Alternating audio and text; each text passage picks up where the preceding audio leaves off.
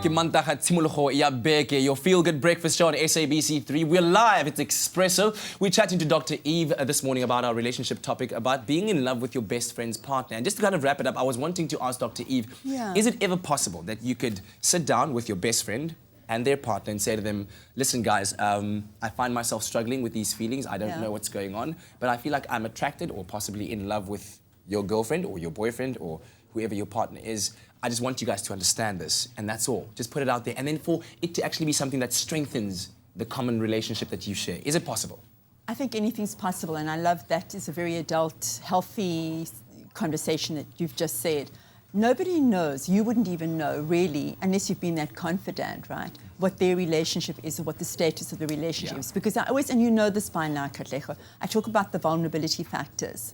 That perhaps in that relationship there was a vulnerability where there was a detachment that was happening, or maybe she wasn't as in love or he wasn't in love with his partner as it seemed to be, and so there was a vulnerability for somebody else to step in. Or else it really is just about, we're good as a couple, somebody else has come in, namely you, because you hang around and you've learned to actually like each other and you share the same jokes and you spend time together. And you just really do feel that way. And there's no crime. I don't want shame or blame if this is a situation. All I do request is that it is managed in a very healthy and functional manner. Absolutely. Let's take a quick call, shall we? Yes, let's do that. Kagiso Gotsako Soweto. What's happening, my brother? Hi, how are you? Eitada. What is your question or your comment? My comment is I was in love with my best friend while my best friend was dating someone. I got to love that guy, and I was like, you know what? This is my best friend, and I had to be with my best friend. But I can't hide this, what I feel for him. I couldn't hide it for. And then I confronted my best friend. I told my best friend that, you know what, I'm in love with you.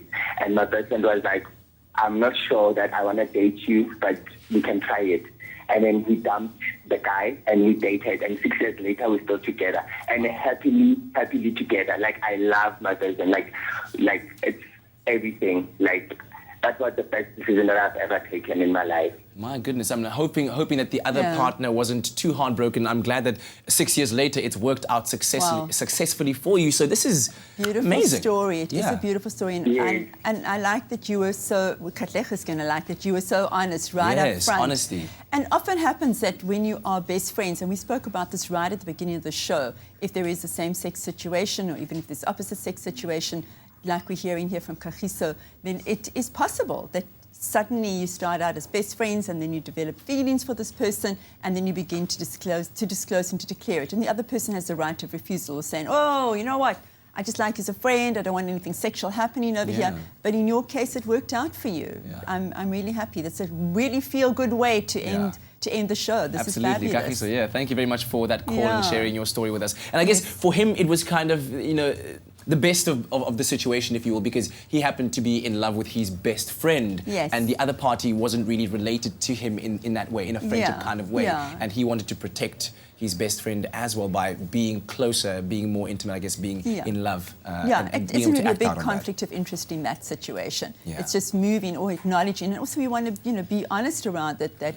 when you're in same-sex situations, it's still kind of risky in our country. Of course, I mean, it's all a love thing at the end of the day. It's not even same-sex or heterosexual thing. It's all a love thing. And I think at the end of the day, if you're just taking care that you're not hurting anyone intentionally, you're not meaning anyone any harm, then, you know, is it what they say, all is fair in love and war? Exactly. Good grief, that just sends shivers down my spine when I think about that. But Dr. Eve, thank you very much. We'll do this again. Yes, and please get onto my Facebook page, continue this conversation. For anyone who wants to, just get onto the Dr. Eve Facebook page, and the post is there. Give us your thoughts. We want to hear more. Lovely. What I want to hear more about right now is this us crossing pots across nations, Ghanaian black bean and okra soup. What?